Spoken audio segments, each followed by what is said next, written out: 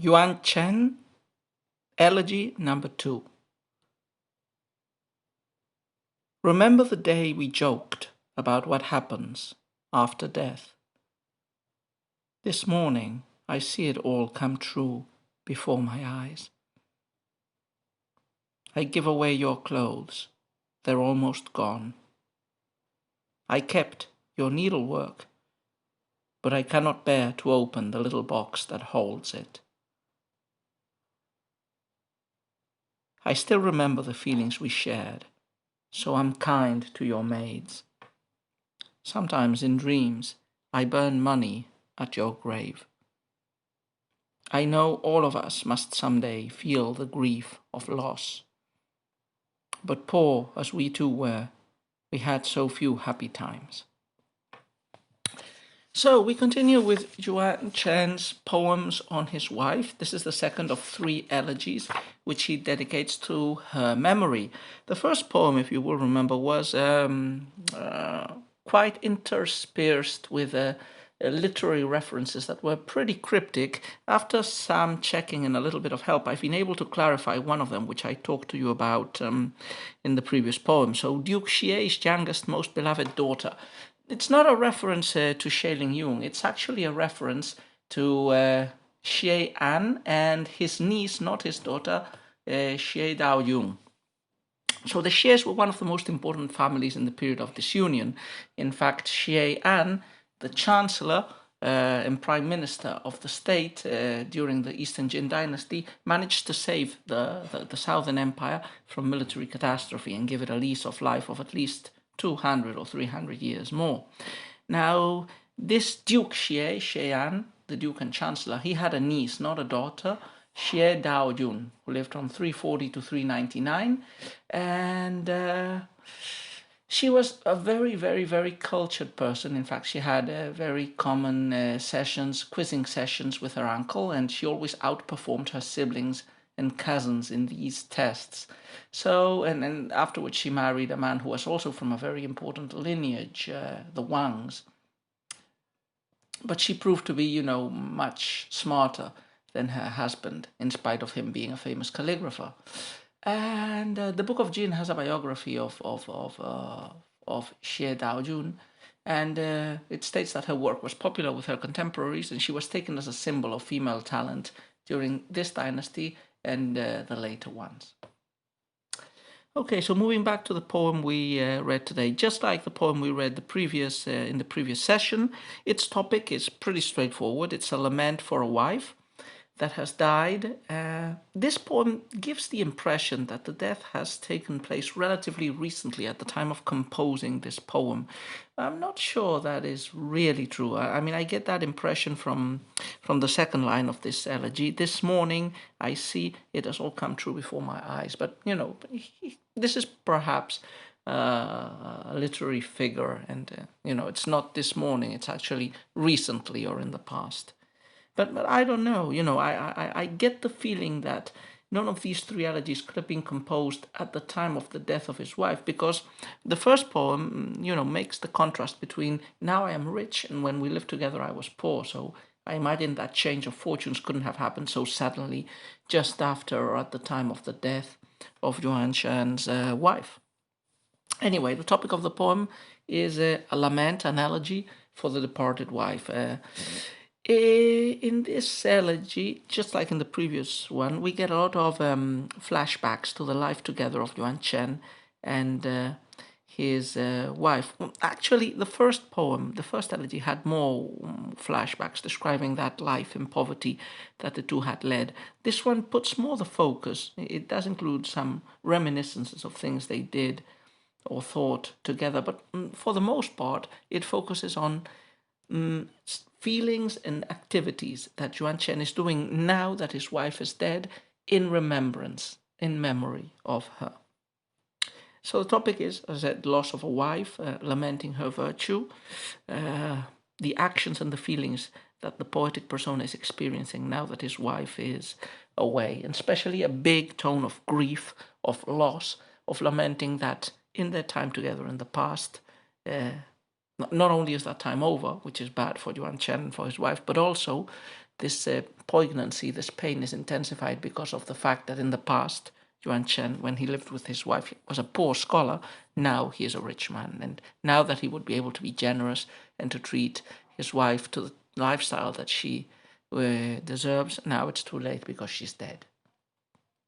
Okay, then, so let's go as usual, couplet by couplet, analyzing the contents of the poem. First couplet. Remember the day we joked about what happens after death. This morning I see it all come true before my eyes.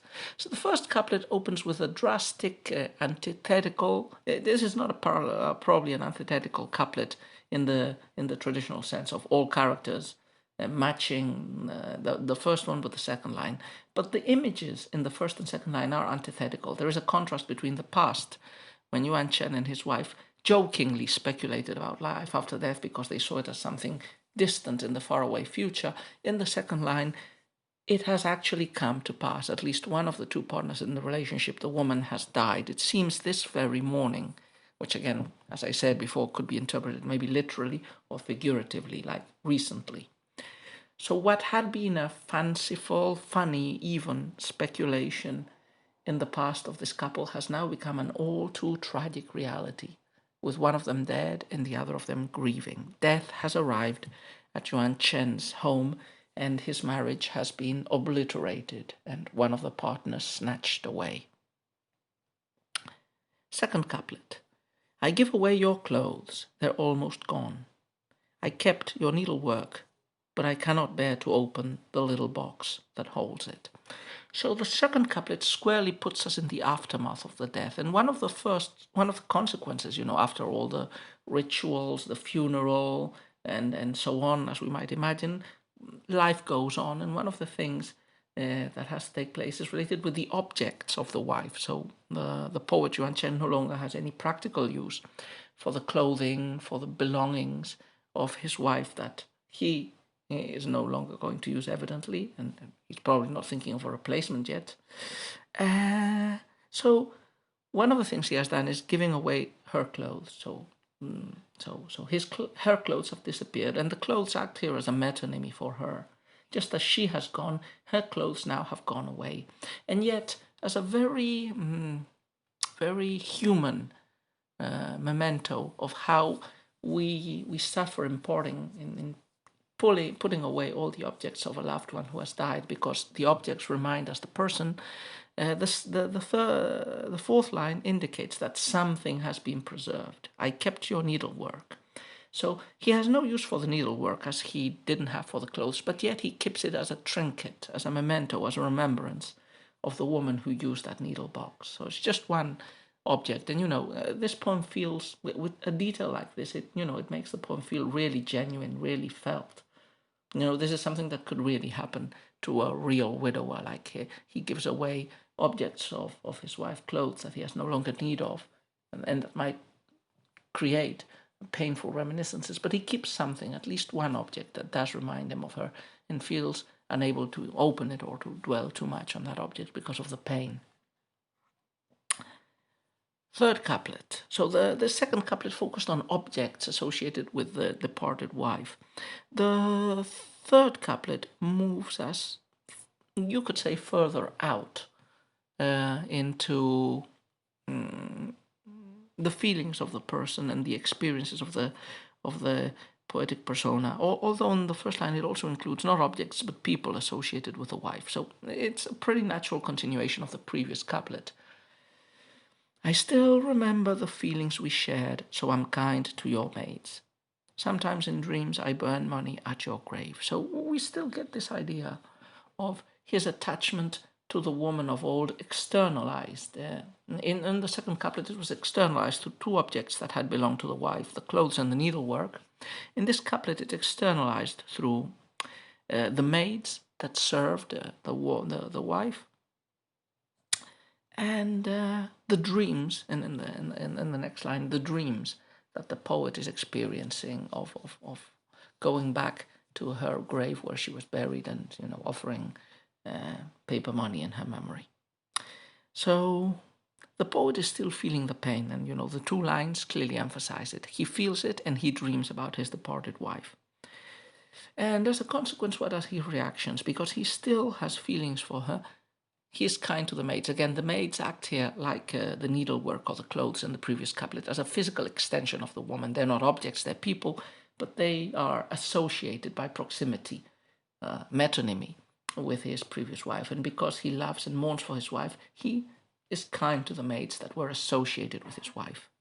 And in the next line, he dreams. And he dreams, what does he dream about? Well, not exactly being with his wife. He dreams about being at her grave again. It's a Chinese custom that is still continued to this day to burn paper money, fake money, is death money for our departed relative. The idea being that that money being burnt gets transferred spiritually into the realm of the dead and allows the dead person to spend it in getting better appliances in the afterlife.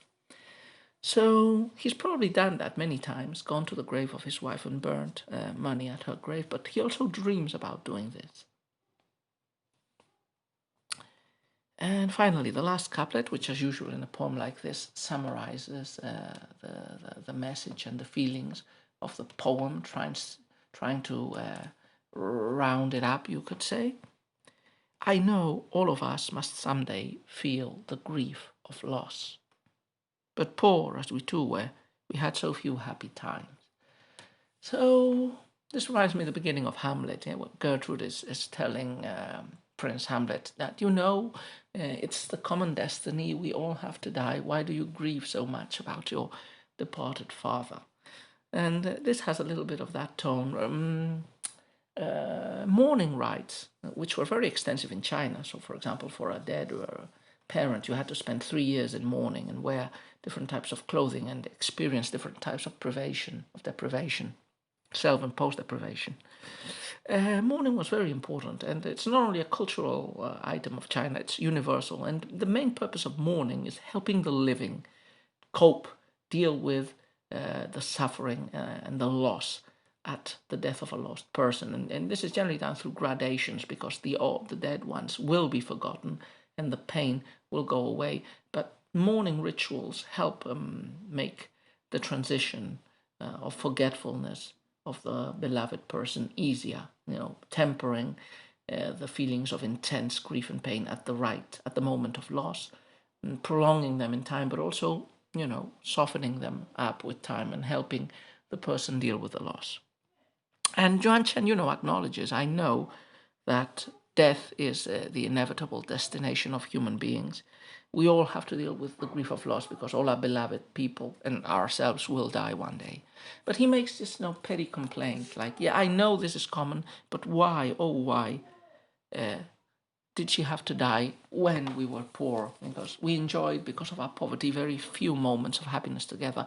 Now that I'm rich and prosperous, now I would be able to treat her as she deserves, and we might have been able to enjoy some moments of happiness. So it ends on a very sad, poignant note at the injustice of fate, which granted Yuan Chen a good wife, but took her away from him, and took her away from him when they both were poor and when he couldn't treat her as she deserved. So, sad, poignant poem, the second one in this line of 3 by Yuan Chen.